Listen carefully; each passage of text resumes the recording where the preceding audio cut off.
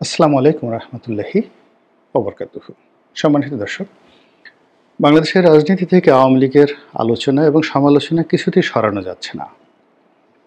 দেশে ডক্টর মোহাম্মদ ইউনূসের অন্তর্বর্তীকালীন সরকার চলছে এবং প্রশাসনের যত গুরুত্বপূর্ণ পদ পদবি রয়েছে, যেগুলো আওয়ামী লীগ রক্ষা কবচ হিসেবে ব্যবহার করেছিল এবং আওয়ামী লীগ মনে করেছিল যে যুগ যুগান্তরে বা জন্ম জন্মান্তরে তাদের এই যে সাজানো বাগান, যেভাবে তারা পুলিশ সাজিয়েছিল, যেভাবে তারা ছাত্রলীগকে সাজিয়েছিল, বিশ্ববিদ্যালয় সাজিয়েছিল, সকল সাজানো গোছানো সংসার একেবারে আগস্ট মাস 2024 সাল তছনছ করে তাসের ঘর নয়, তুলোর ঘরের মতো উড়ে গিয়েছে।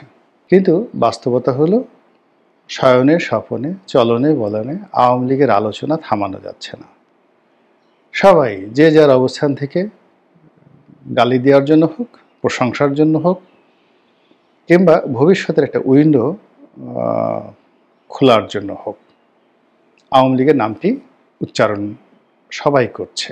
বিএনপি করছে, জামাত করছে, ডক্টর মোহাম্মদ ইউনূস সাহেব করছেন, তার উপদেষ্টা মণ্ডলী করছেন, সমন্বয়করা করছেন, সবাই। কেন এত আলোচনা? তো অনেকে বলার চেষ্টা করছেন যে আওয়ামী লীগের ভবিষ্যৎ হলো অনেকটা মুসলিম লীগের মতো। পাকিস্তানে যে মুসলিম লীগ, যেটার অপভ্রংশ বাংলাদেশে এসেছিল, তো সেই বাংলাতে মুসলিম লীগের বিরাট দাপট ছিল। মানে ব্রিটিশ বিরোধী আন্দোলনে মুসলিম লীগের যে ভূমিকা, পরবর্তীতে আবার যখন স্বাধীন পাকিস্তান হলো, তখন তারা একেবারে সেই সরকার গঠন 1960 পর্যন্ত, 1954 তাদের পরাজয় হলো, বাট 1960 সাল পর্যন্ত মুসলিম লীগের একটা বিরাট ভূমিকা ছিল। এরপর আস্তে আস্তে দলটি একেবারে অতল গহ্বরে হারিয়ে যায়। তো সবাই বলছেন যে আওয়ামী লীগও হারিয়ে যাবে। তো এখানে আমি দ্বিমত পোষণ করি। এই কারণে হলো যে মুসলিম লীগ যারা করতেন তারা ছিলেন সমাজের অভিজাত বুর্জোয়া শ্রেণী, এবং তখন বুর্জোয়া তন্ত্র বলতে ইংরেজিকে যেটিকে বলা হয় ফিউডাল সোসাইটি, জমিদার তন্ত্র, সামন্তবাদী তন্ত্র। এখন ব্রিটিশ সরকার, তারও আগে মুঘলরা, তারও আগে সুলতানি জমানায় আমাদের এই সমাজে জায়গিরদার, জমিদার, সুবেদার এ সকল পদ তৈরি করা হতো এবং তারা সরকারের এজেন্ট রূপে, প্রতিনিধি রূপে তারা খাজনা কালেকশন করত এবং সকল ভূমি, জায়গায় সম্পত্তি মূলত সেগুলোর উপর তাদের একটা কর্তৃত্ব ছিল। এবং এই কর্তৃত্বটা ব্রিটিশ জামানাতে এসে বলতে গেলে এমন করে দেওয়া হয় জমিদারদের উপর, যে জমির উপরে আগে যেভাবে প্রজাদের সত্ত্ব ছিল, কিন্তু ব্রিটিশ জামানাতে এসে জমির সত্ত্বটা চলে আসে জমিদারদের উপর। তো এভাবে প্রায় 150 বছর এই ফিউডাল সোসাইটি পুরো ভারতবর্ষকে নিয়ন্ত্রণ করে। তো মুসলিম লীগ যারা গঠন করেছিলেন এই বাংলায়, তারা সবাই ছিলেন নবাব পরিবার, খান বাহাদুর, রায় বাহাদুর, তারপর জমিদার, এই পর্যায়ের লোকজন।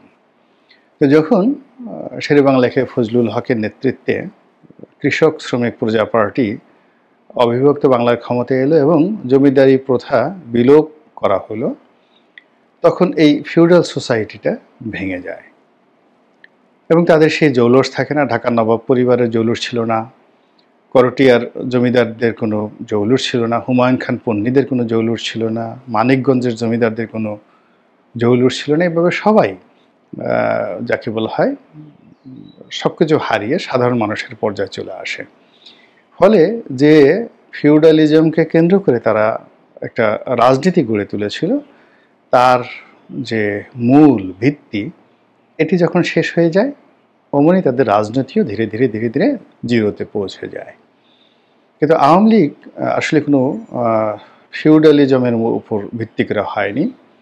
আওয়ামী লীগ হয়েছিল ফিউডালিজমের একেবারে বিপরীত, সাধারণ মানুষকে কেন্দ্র করে রাজনীতি, অসহায় দরিদ্র শ্রেণীর মানুষকে নিয়ে।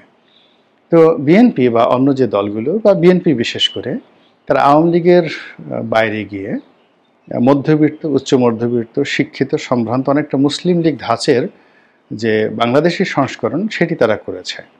কিন্তু আওয়ামী লীগ কিন্তু তার এই আগের জায়গাতে একেবারে সেই প্রান্তিক জনগোষ্ঠীর যে রাজনীতি, সেই রাজনীতি নিয়ে আছে। আওয়ামী লীগের অনেক লোক প্রান্তিক জনগোষ্ঠী থেকে আসে, এসে আবার ফিউডাল হওয়ার চেষ্টা করে, বাগান বাড়ি করার চেষ্টা করে, জমিদার হওয়ার চেষ্টা করে। এসব করে বিভিন্ন সময় আওয়ামী লীগকে বিপদে ফেলেছে এবং একটা সময় আওয়ামী লীগ আবার বিপদে পড়ে সেই সাধারণ মানুষের কাছে যেতে বাধ্য হয়েছে।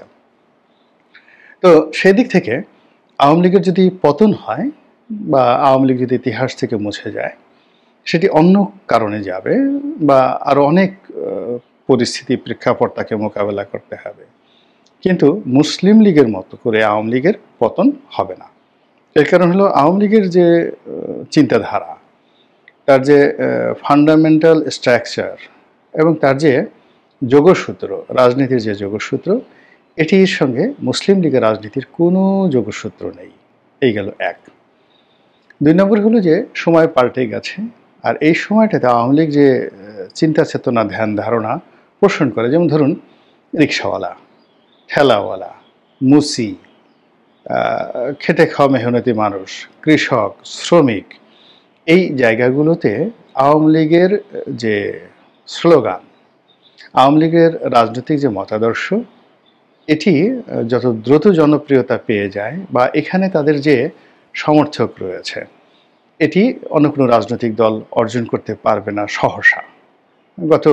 সেই আওয়ামী লীগ প্রতিষ্ঠার পর থেকে অনেকে চেষ্টা করেছেন, কিন্তু হয়নি। শ্রমিকদের স্বার্থ রক্ষা থেকে শুরু করে আরও অনেক কিছু। দ্বিতীয়ত হলো যে সমাজে যত বৈষম্য বাড়ছে, সঙ্গে সঙ্গে কিছু মানুষের অর্থ হচ্ছে আমেরিকার মতো, জার্মানির মতো, কিন্তু আবার আফ্রিকার দরিদ্র মানুষের মতো মেহনতি মানুষের সংখ্যা বাড়ছে। তো সেই দিক থেকে আওয়ামী লীগের যে কর্মী এবং সমর্থক, তাদের সংখ্যাও বেড়ে যাচ্ছে এবং বেড়ে যাবে। শুধু দরকার হলো এদেরকে অর্গানাইজ করার জন্য একটা নতুন নেতৃত্ব। এবং যেহেতু তারা ক্লাসিফাইড রাজনীতি করে, নট ইউনিফাইড, একটা নির্দিষ্ট শ্রেণী গোত্রকে তারা রিপ্রেজেন্ট করে, ইউনিফাইড না, বরং বিএনপি অনেকটা ইউনিফাইড, সার্বজনীন রাজনীতি। জামাত কিন্তু ক্লাসিফাইড। তো তারপরে যাকে বলা হয় আমাদের যে কমিউনিস্ট পার্টিগুলো রয়েছে, তারাও ক্লাসিফাইড। আওয়ামী লীগ এরকম একটা ক্লাসিফাইড রাজনৈতিক দল।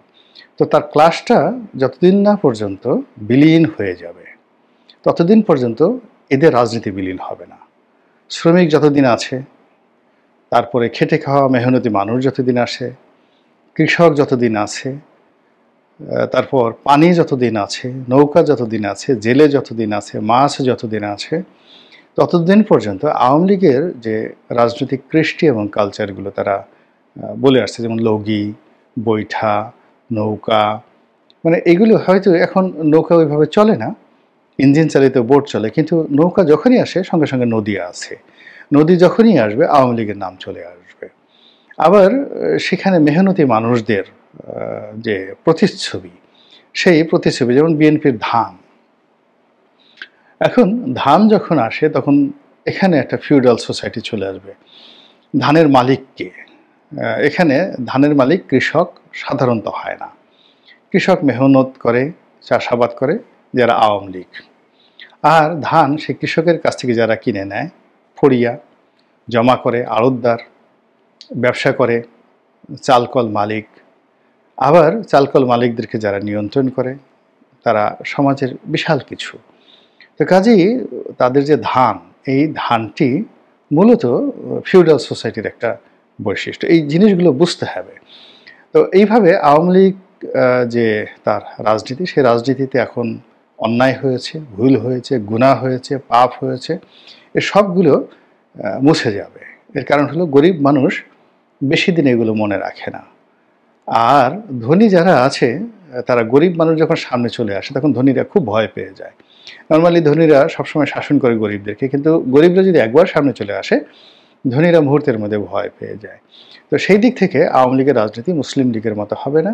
আর যেহেতু সমাজের যে বৈষম্য, এটা দূর হচ্ছে না, রাজনীতিটা সার্বজনীন করা যাচ্ছে না, কাজেই ওই যে আমরা গ্রিক সাহিত্যে বা গ্রিক উপকথাতে বা গ্রিক ম্যাথোলজি যেটাকে বলি, সেখানে ফিনিক্স পাখির যে গল্প, সে বারবার জন্ম নেয়, পুনর্জন্ম নেয়, পুনর্বার মহাশক্তি নিয়ে ফিরে আসে। তো এরকম আওয়ামী লীগ আবারও সেই ফিনিক্স পাখির মতো ফিরে আসবে। এটা আমার কথা নয়, এটা বাংলাদেশে যারা রাজনীতি করেন তারা সবাই বুঝেন। ফলে দেখুন ৫ তারিখের পতনের পর, অর্থাৎ আগস্ট মাসের ৫ তারিখের আওয়ামী লীগের পতনের পর সবাই আগস্টে যেভাবে কথা বলেছে, সেপ্টেম্বর মাসে এসে তাদের কথার তেজ ধাস কমে গেছে। অক্টোবরের মাসে এসে ভিন্ন কথা, আর নভেম্বরের মাসে এসে এখন আওয়ামী লীগকে নিয়ে অনেকেই ইতিবাচক কথাবার্তা বলার চেষ্টা করছেন। আল্লাহ আমাদের সবাইকে হেদায়েত দান করুন এবং হেফাজত করুন। আসসালামু আলাইকুম ওয়া রাহমাতুল্লাহি ওয়া বারাকাতুহু।